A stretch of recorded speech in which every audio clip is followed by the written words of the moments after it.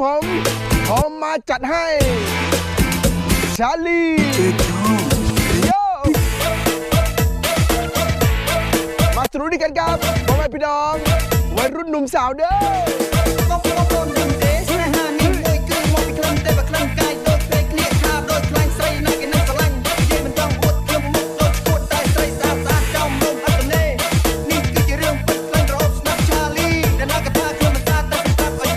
จัดให้ครับ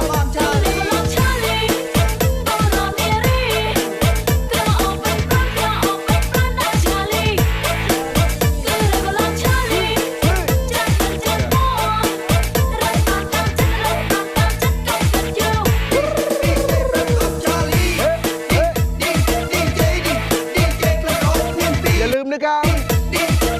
ใครร้องได้ช่วยกันร้องเลยกันครับ